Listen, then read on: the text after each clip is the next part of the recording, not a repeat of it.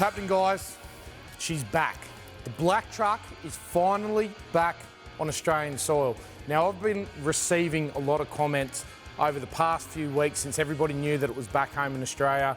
What are the plans for the black truck? So I suppose the purpose of this video today is to run through, maybe recap where the black truck has been and what our plans are for the future. Now, I made a pretty bold statement almost 3 years ago to the day when I started the build of this truck. Let's flick back to that. We'll reminisce for a second and take a quick look at what I actually said.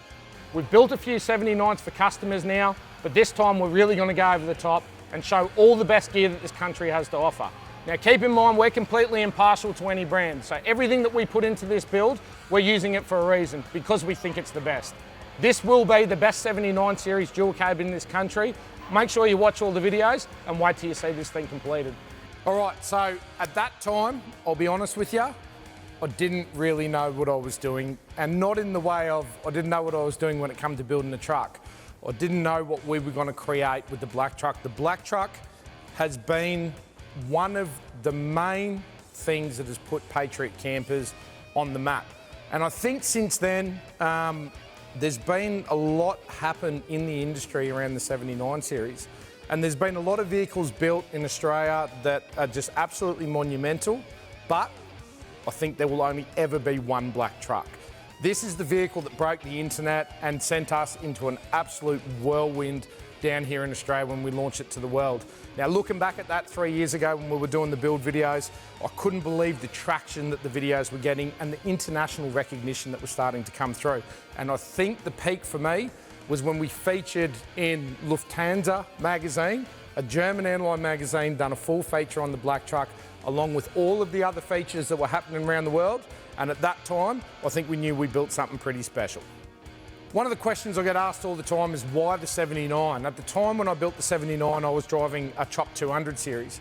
And we actually had a customer here at Patriot Campers that twisted my arm and forced me to build a 79 series for him, which was the first real exposure that I ever had with the V8 diesel 79. Now, I've owned a couple of 79s in the past, but never a V8 one. And I really took note of that whole platform. Now, when I first bought the vehicle and I bought it in here into Patriot Campers, a few of the crew here were a little bit confused as to where we were going and what we were doing.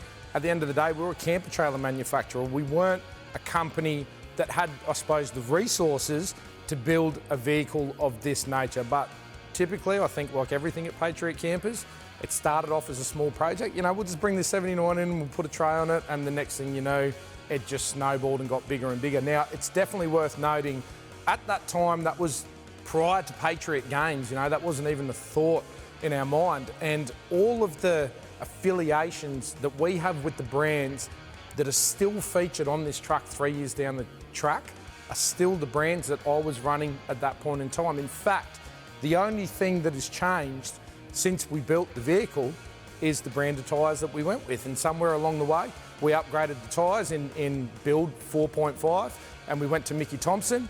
We started using the Mickeys. We took the truck out for its big first shakedown up at Cape York, and we've been rolling on Mickeys ever since. So you can see all of the products that are still on the black truck are the same brand of products that we feature in all the Super Tourer builds, and obviously in the 6-wheel drive. Now, this set the basis for the builds that were to come from Patriot Campers in the future.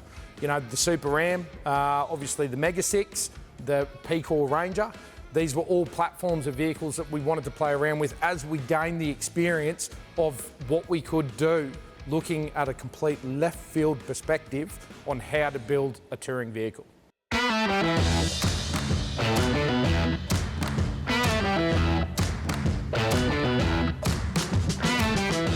So let's have a quick run through some of the gear that's still featured on the black truck. Now, obviously, all the TJM gear, it's probably the most predominant thing on the black truck, all off-the-shelf parts. You know, these were bull bars, side steps, side rails, and the TJM Torque winches. We put the winch through its pace. I think probably the hardest time that a TJM Torque winch has ever had up at Cape York, when we slung this whole program with the big toy hauler behind it, up Gunshot, and then we pulled another 4 vehicles up Gunshot using the same winch. We brought it to an end a little bit later on down the track on the same trip at Palm Creek, when we just put this thing under an immense amount of load and we ended up snapping a winch, but that is still the original winch that's been in the truck for 3 years, and it's been through an extremely hard time. X-ray vision lights are another item that we feature on all the Superam builds. X-ray was introduced to me by a buddy of mine at the time when we were building the truck. 220 HIDs, and obviously the full suite of X-ray light bars. This thing, it burns the tarmac, it turns night into day. One of the main features of the black truck is obviously the matte black wrap. You know, at the time, I think I'd never seen a matte black 79 before. This was a graphite vehicle, that's where it started its life, but there was always the intention to turn this into the black truck and wrap it in matte black. We did, just before we sent it off overseas, ended up painting the bonnet. We've gone with a gloss black on the bonnet to give it a bit of a contrast. So that is one of the things that's changed along the builds. Now I come from a pretty heavy sort of performance background. I've been into drift cars and drag cars my whole life, and I've been building cars since, you know, before I can remember. And I really wanted some performance upgrades to this vehicle. The one thing that I was really concerned about with building a touring vehicle and knowing in my mind exactly what I was going to be doing with this truck was I didn't want to go overboard with the engine modifications because I didn't want to sacrifice reliability. I was on the internet and obviously social media, and I came across this mob out in Toowoomba, or Gatton at the time, GSL Fabrications. I made a phone call up to GSL, and we struck up a relationship with that family, you know, two brothers, father up there. They gave me some really good insights and the confidence to go as far as we did with the modifications. Now, needs to be said too, those boys tried to push me to go harder than I actually did, but unlike myself, I've restrained myself. We went with the front mount intercooler, a bolt-on turbo upgrade, crossover pipe, and a pair of HKS computers to run the whole engine management system. Now, I've taken this truck all around Australia, from right down south, right up to the tip. I've taken it to a 13,000 foot summit in the mountains of Colorado in the United States, and all on the same tune. Since the day this truck was picked up, since we rolled it off the dyno that day, this car has never been back to GSL for anything. The tune was perfect, all of the gear that we put on this was perfect, and that's what gave me the inspiration to really let the boys go to town on the Mega 6. Now the Mega 6, with the power that it's making, the extent of modifications that vehicle has, we're in the same boat. We're still playing around with the tune, and we still have fuel delivery problems with that car, if I was to be perfectly honest, but never had a mechanical failure, and that's what you get when you're dealing with guys in the industry that know their stuff. We don't profess to know everything here at Patriot Campers. We're good at design and we're good at sheet metal, but we're not at the level of these guys of engine work or coil conversion kits. And that being said, I'll run you through the story on how we teamed up with J-Max. One of the biggest features on the black truck come from some really good friends of mine now who weren't friends at the time, the team at J-Max, Jason and Tia. We've done a lot of really good builds together now. Obviously the biggest one we've done would be the Mega 6. But how all that kind of came about, I finished the truck, we were ready to take it on a trip. Jason from J-Max drove in here one day, I'd never met the bloke, and he said to me, mate, I've developed this coil conversion kit for a 79 series to get rid of the leaf springs, take it for a drive around the block. He threw me the keys to his truck. I got over the first speed bump straight out the front of the factory, and I said to him, and he'll remember this, mate, send me one down. Before we even got onto the road, we were driving down the front of the factory, and we were doing about 60 k's an hour, and he said to me, mate, hit that gutter right in front, 60 k's an hour. We hit the gutter and the thing just floated over the top, and I was sold. Ever since then, we try and steer all of our customers towards a coil conversion kit in the 79. And if you're going to that extent and you're spending that sort of money, if the budget is not a big consideration, hands down the best modification that you can do. The J-Max crew, they developed this kit, they innovated this kit. Jason was building them, you know, in his shed out the back of his house at that time, and Australian engineering coming straight to the forefront. And again, many copies in the industry now, but still the original J-Max kit, we're still running the same kit in the back of this truck. I remember a few things during the whole build series of the black truck, and one of the things that's always going to stand out, and I don't know why, but it was like, you know when you're a kid and it's Christmas time and you don't know what you're going to get? When TJM opened the warehouse up to me, and at that time, I didn't really know too many people up at TJM. I told them my plans, I'm building this truck. I went up there, they gave me this big trolley and they said, mate, go for it. And they let me loose in the warehouse. So I'll always remember that. When TJM actually promoted this vehicle overseas, and I got the phone call to put this thing into a container and the opportunity to send it over to Auto Mechanica in Dubai. Now, unfortunately, at that time I had other commitments, so I sent Tommy over there to Dubai. So the team at TJM in Dubai put in the XGS shocks. Took a little bit of playing around to get the spring rate right. They flew me some springs around over to America because they never dealt with a coil conversion kit before. But now the XGS shocks in this vehicle, it's set up just right. Obviously, we've got airbags in the back and the coils by our good mates at Airbag Man. Another team, another family-run business that has become absolute brilliant mates of Patriot Campers and what we're doing here. Below me, the Octagons, I think they kind of set the standard for 79s. At that time, they were my wheel of choice. There's been a lot of wheels that have come out since then, but 3 years down the track, there's so many other brands of wheels on the market now. It's quite funny to see still we get requests for the Octagons, even though we have other options. The tyres, 37-inch tyres, as people who follow us will know, with the Mega 6, was the only thing that we couldn't get complied. You cannot run 37-inch tyres in any circumstance on the 79 series Land Cruiser here in Australia. You can get away with 35s, which is what we're currently running at the moment. The Mickey Thompsons have now been around the world with me. They've travelled over in California. They've done the deserts up in Arizona. They've gone to Colorado with me, up into Cape York, over into the Northern Territory, down in Adelaide. And actually, for the first time ever last weekend, I punctured a tyre. First time I've ever done it. And that's why we continue to stick with Mickey Thompson. But once again, your whole tyre thing, like your bull bar thing, it's a Holden Ford stuff. Guys, don't rag on me. This is my gear. This is the stuff that I like and the gear that I use. Obviously, everybody's got their own opinion. I get asked the question a lot, why did the black truck go to the United States? Or how did it end up in the United States? Well, it was one of those stories, and it was a little bit bittersweet for the black truck to go into the US.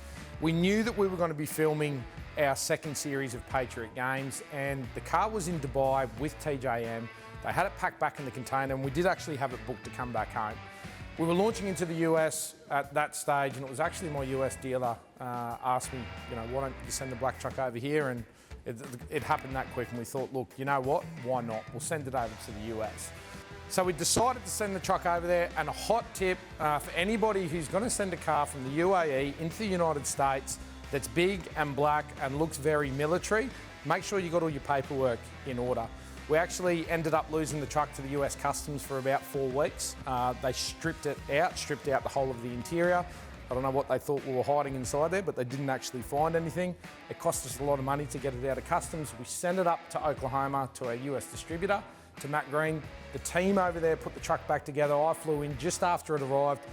We put it on a trailer behind the Julie. We didn't have permits at that time to be able to drive it in the United States. And we towed it down to North Carolina to Overland Expo. At Overland Expo, when we pulled the truck in the gates, it was just absolute pandemonium. Absolutely everybody there knew it. It's a very tight community in the United States. We had it at the Biltmore estate. Sarah and the kids were over there with me. We drove it up to the Biltmore estate. We drove it around Asheville, which is a confined property. Then we trailered it back to Oklahoma. We got all our paperwork complete, and we got it registered for 365 days in the United States on a car name. And that's where all gates just opened for the black truck. One of the biggest highlights of my career, probably the biggest highlight of my career so far, was opening SEMA. We got invited by the organisers of SEMA to roll in the red carpet, open the show with I think 12 other vehicles, and there were names there like Chip Foose, Kindig Customs, the team from Diesel Brothers were there. There was all of these big names of custom car shows that me and the kids watched back here in Australia. And to roll into that carpet with Sarah beside me, Maddie in the back, was a moment I will never ever forget in my life. I've still got the SEMA stickers on the side of the truck, and I don't think they will ever come off it. After SEMA, I got my good mate Wes to drive the car back down to San Diego and house it for me at TJM headquarters in the United States. Now, running the car around on the 37s, the gearing wasn't quite right, so Wes organised to have the gearing changed in the truck. Not long after, Sarah and I went back to the US. We had another big event on, which was the Overland Expo West in Arizona. So we decided we'd take 3 or 4 days off. Even though Sarah was yelling at me not to use the camera on that trip, it was meant to be a holiday. I couldn't help myself. I filmed some overlanding out in Nevada and into Arizona. We went to some epic destinations, and just Sarah and I on our own. It's been a very long time since we did that together. We towed an X1, met up just outside of the Grand Canyon with the team from XO, where we formed another relationship, great relationship that's still lasting now. We took them across the Simpson Desert. We gave them their first X1, and we all rolled as a big convoy into the Overland Expo, where the black truck got amazing recognition once again in the United States.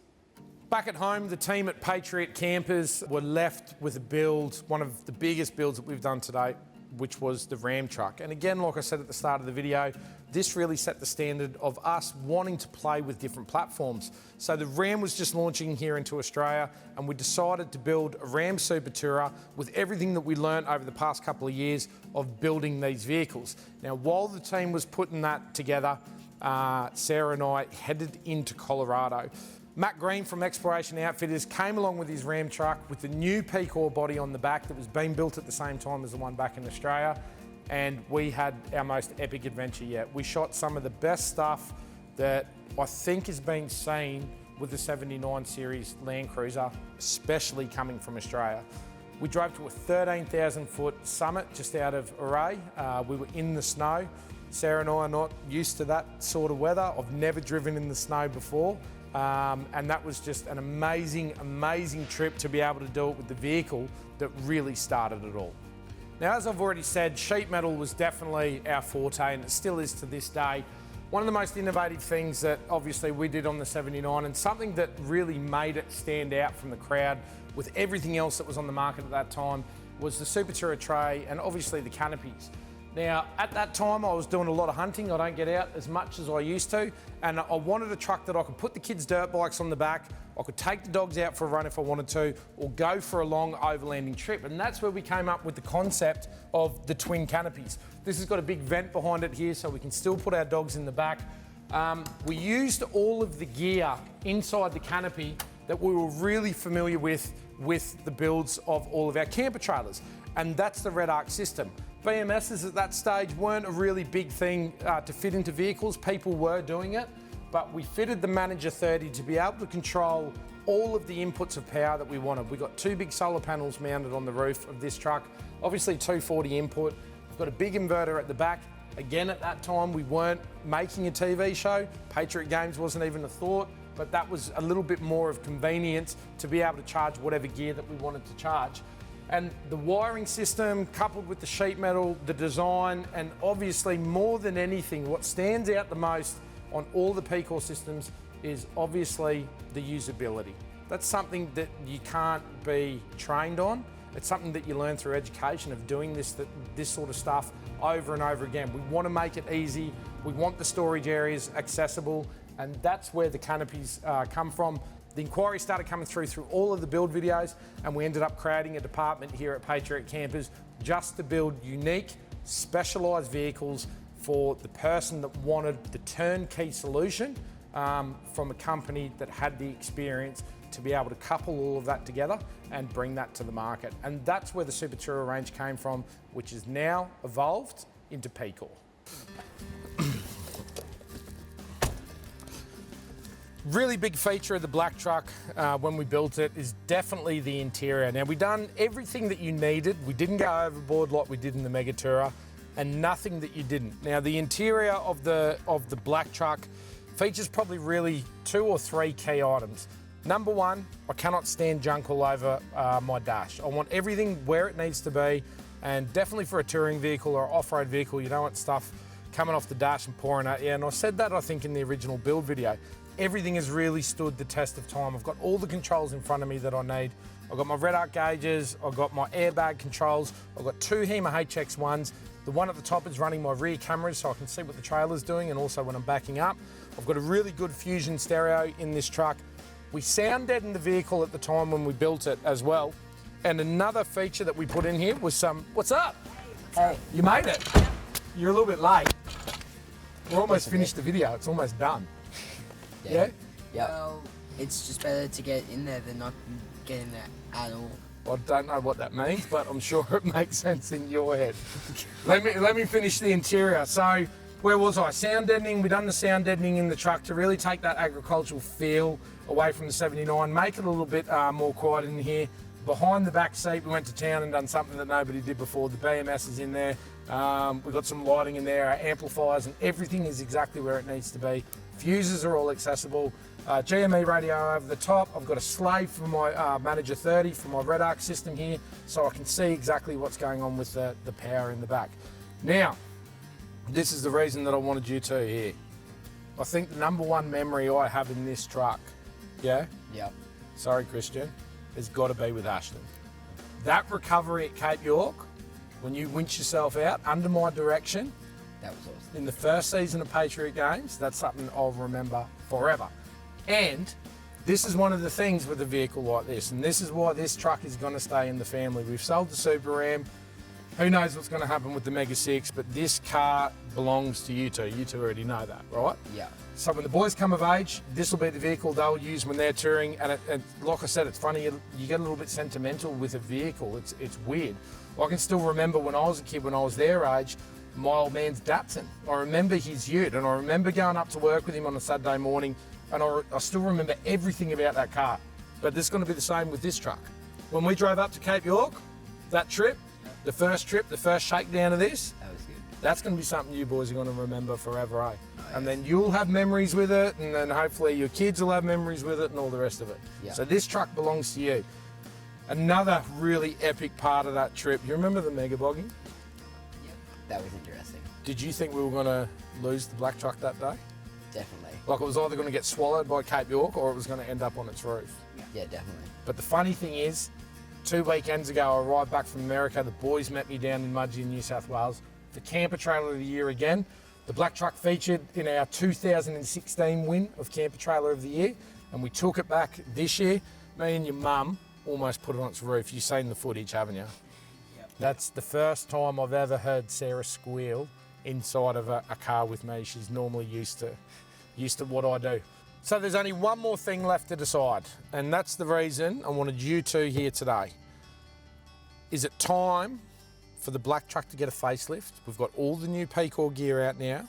We've got a lot of new P-Core stuff coming in. You know what's going on there. Yep. Do we leave the black truck the way that we originally built it, or do we update it? Do we build it again?